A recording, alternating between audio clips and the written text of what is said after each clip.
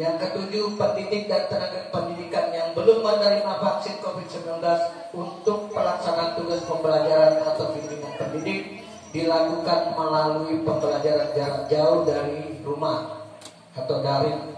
Artinya guru yang belum juga melaksanakan vaksin ketiga maka tidak diperbolehkan melakukan tatap muka. Guru itu mengajar melalui online.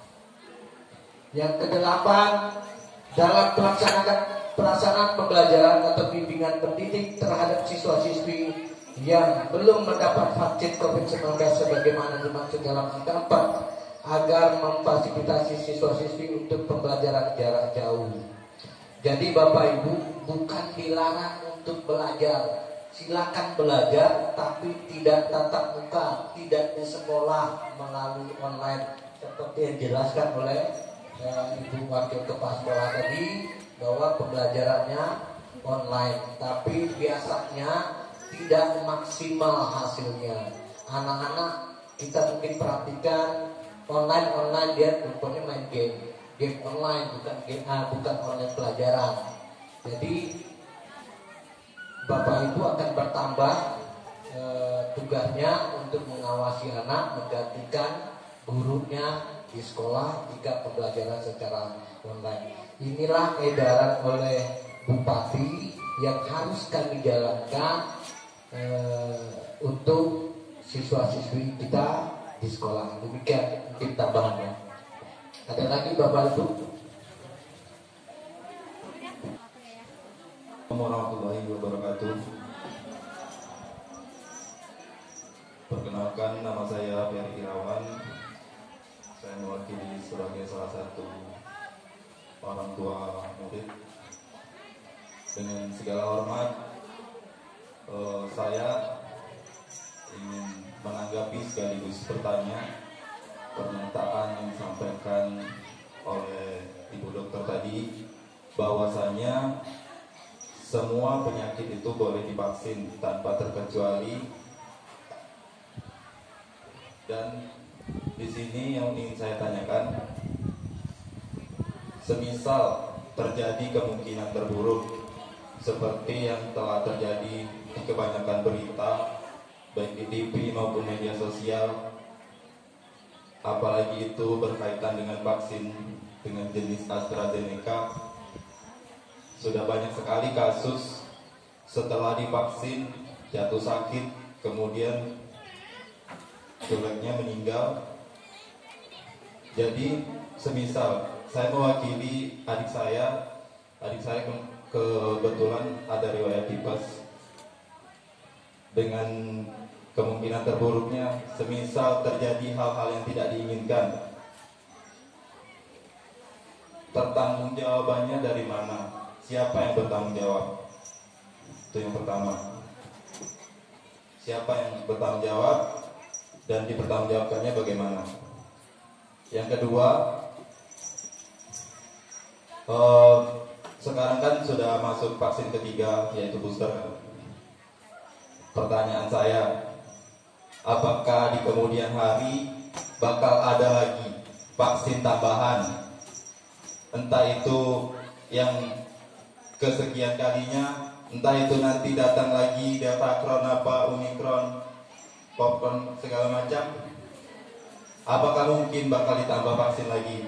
Saya sebagai mahasiswa, saya pribadi jujur, saya orang yang paling menolak vaksin. Saya sangat menolak vaksin. Bahkan sampai sekarang saya baru vaksin yang pertama, itu pun terpaksa karena KKN. Jujur saja saya paling menolak vaksin. Karena dari sekian, sudah dari tahun 2019 Corona datang, saya belum menemukan manfaat yang signifikan dari proses vaksinasi tersebut. Memang betul, itu kembali sebagai ikhtiar kita sebagai makhluk ciptaan Allah. Tetapi saya belum merasakan sama sekali manfaat yang besar. Bahkan di kota-kota besar, contohnya di Jambi, Sekarang masuk mau saja kartu vaksin sudah ya udah sekilas saja, nggak ada dilihat lagi. Jadi di sini saya mengungkapkan gimana ya, mau menyampaikan ke siapa lagi gitu, bahwa sejujurnya pemerintah sekarang ini penanggung jawab dan bentuk tanggung jawab Bu Dokter. Mungkin akan ada KIPI. Nah setelah itu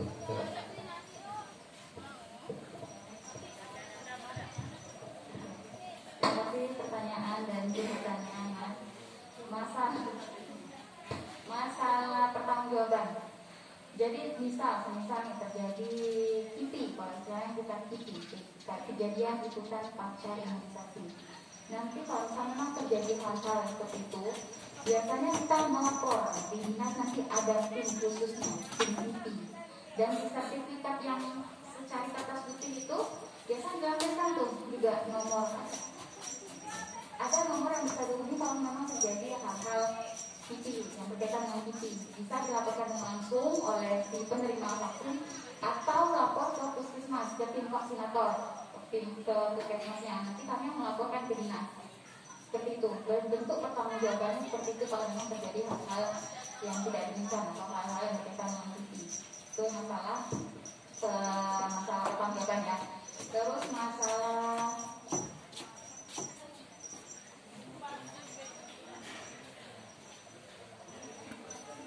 masalah penyakit ya.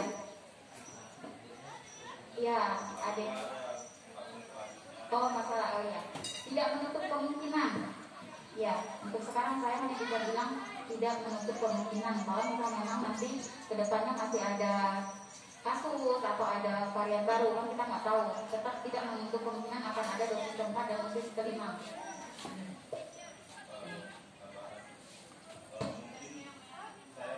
Sejauh ini saya sebelum di sini saya tugasnya di Muara Jambi di Terminal. Saya 3 tahun di sana, 3 tahun saya sebagai tim vaksin dokter screening. Sejauh ini tidak pernah ada, alhamdulillah tidak ada sampai meninggal. Di sini pun 1 bulan saya di sini tidak ada. Paling banter demam. Iya, belum pernah. Semoga tidak, insya Allah tidak. Ya, nanti kalau misalnya memang ya ini saya jelaskan juga ke bapak-bapak ibu-ibu, kalau misalnya memang terjadi hal-hal KIPI ya seperti demam, kalau misalnya melaporkan kayak demam itu sebenarnya termasuk KIPI, tapi itu KIPI yang ringan. Kalau terjadi KIPI yang berat, sesak nafas, penurunan kesadaran, pingsan, sudah divaksin, boleh dilaporkan langsung. Kalau memang terjadi, langsung kita tindak lanjuti. Kami puskesmas juga ada timnya, tapi kami tetap melapor dulu ke dinas. Ya, masalah yang booster juga tidak memenuhi kemungkinan ya, untuk dosis keempat dan kelima tidak memenuhi kemungkinan. Terus masalah penyakit, kalau seperti tipes tidak masalah. Penyakit tipes yang tidak memungkinkan untuk divaksin sebenarnya begini. Kalau memang ada seperti sesak napas yang dalam waktu 1 bulan sering kumat, itu memang ditunda. Tetapi kalau misalnya keluarga orang tua menolak, tidak mau divaksin, minta diterbitkan surat tidak layak diberikan vaksin, itu dari kita puskesmas tidak bisa menerbitkan itu. Jadi kami biasanya menyarankan silakan datang ke dokter spesialis. Biasanya ke dokter spesialis anak, kalau untuk anak-anak yang untuk umur yang di bawah 18 tahun itu ke dokter spesialis anak. Tanyakanlah ke dokternya, anak saya ada dua penyakit ini, adik saya ada dua penyakit ini, bisa atau tidak boleh diberikan vaksin. Nanti dokter spesialis anaknya yang merekomendasikan lagi itu untuk penyakit-penyakit yang berat seperti asma yang tidak terkontrol, hipertiroid yang sedang dalam pengobatan. Nah, itu kan maksudnya yang berat. Tapi bisa divaksin, yang penting kondisinya stabil dan terkontrol, itu aja. Tapi balik lagi kalau misalnya memang orang tuanya nggak mau divaksin, terus takut, boleh langsung ke spesialis anak, tanyakan bisa layak atau tidak divaksin anaknya. Kalau memang ada surat pengantar dari spesialis anak yang menyatakan kalau anak ibu atau bapak tidak bisa diberikan vaksin, baru kami terbitkan sertifikat memang yang tidak layak diberikan vaksin. Seperti itu.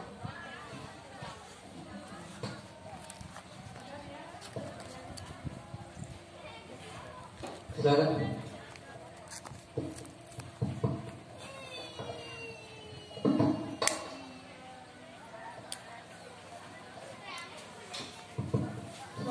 warahmatullahi wabarakatuh. Jadi seperti yang Bu Dokter jelaskan, guna vaksin itu untuk menambah antibodi kekebalan tubuh. Pertanyaan saya, berapa lama sih ketahanan kekebalan yang dihasilkan dari vaksin? Terima kasih.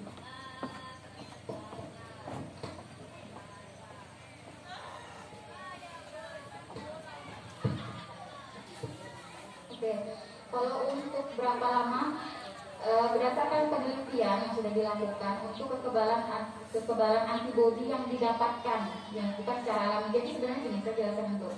Antibodi kita tuh dihasilkan dari dua. Ada antibodi alami yang artinya secara alami tubuh kita memproduksi sendiri.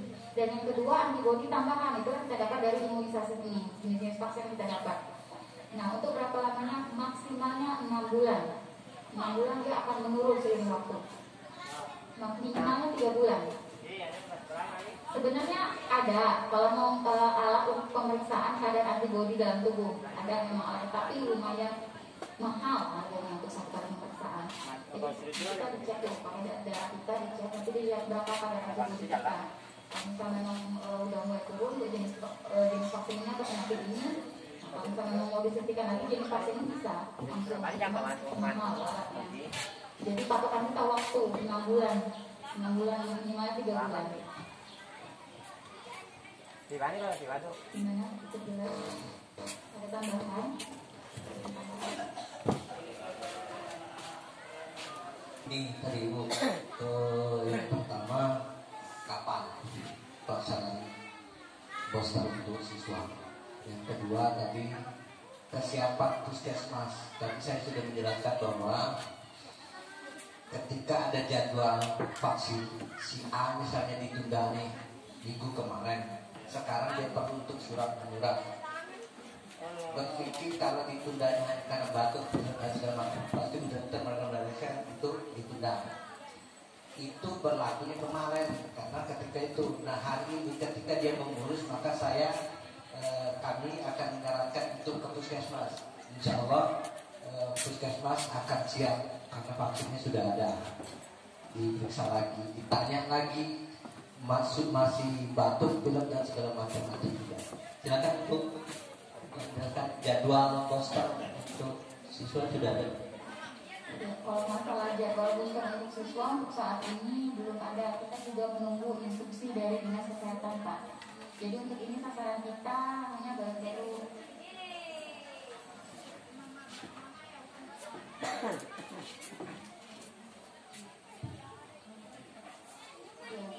Untuk saat ini yang booster sasaran kita baru lansia dan masyarakat publik, masyarakat umum. Kalau untuk siswa belum ada instruksi. Nanti kita tunggu edaran berikutnya apa instruksi selanjutnya. Pada saat kita buka vaksin, kalau dari puskesmas itu kan kita udah sering kita buka vaksin di polsek atau di kelurahan atau di puskesmas, silakan datang. Jangan menunggu besok mau berangkat hari ini vaksin. Karena apa? Untuk satu vial vaksin itu bukan untuk satu orang, Pak. Itu kalau untuk booster minimal untuk 20 orang. Makanya kami jadi mikir kan, kalau yang datang satu orang, saya mau berangkat besok, nggak bisa juga kami buka hari itu.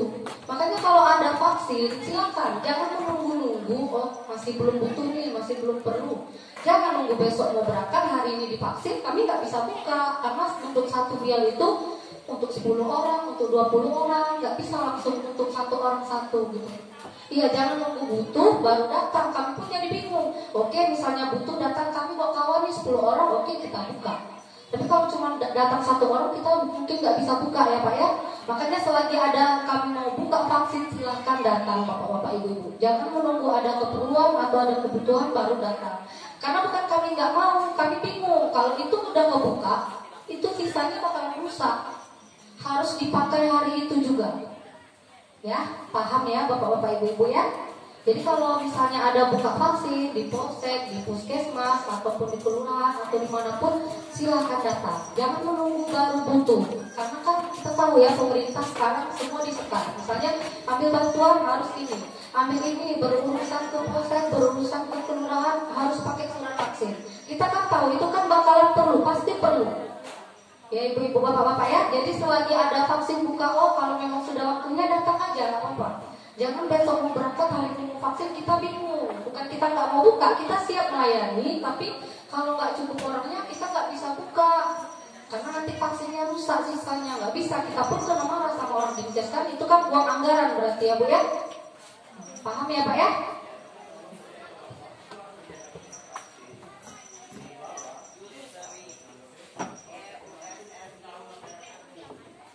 Kita selalu kasih tahu Pak, ada vaksin keliling seharian. Oh, mungkin Bapak lagi di mana? Di darat. Iya, nanti lebih aktif lagi berarti Pak ya. Nah, lebih aktif lagi, tanya ke desa atau tanya ke kelurahan kapan ada buka vaksin. Mereka pasti tanya lagi ke kami. Oke Pak? Insya Allah nanti akan diumumkan terus Pak. Nanti kita umumkan lewat masjid dan biasanya akan melalui ketua RT.